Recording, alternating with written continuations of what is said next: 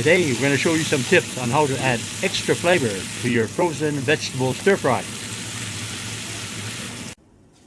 I'm preheating my carbon steel fry pan at medium to medium high heat.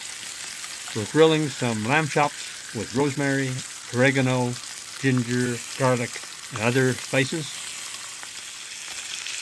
Just cook your lamb chops, steaks, pork chops, or whatever meat that you're cooking. Remove the excess oil and juices from the pan, put it into a bowl for using another time, and then return the pan to the grill.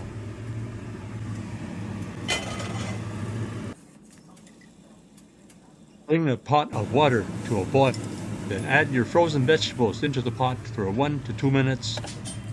Then strain the veggies, run some cold water just to stop the cooking, and you're ready for the next step.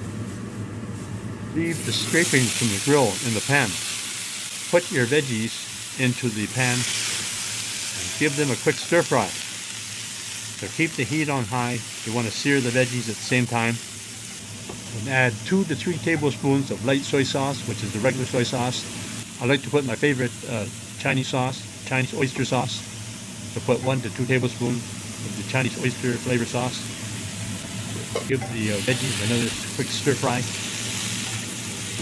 So just before serving, I like to add a dash of pure sesame oil, just to bring up some nutty flavor and nice fragrance to your stir fry.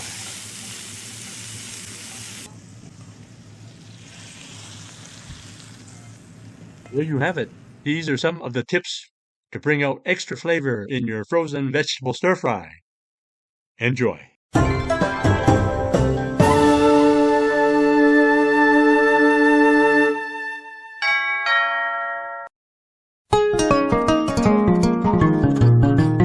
Or you can order the products and ingredients that I use in my cooking videos.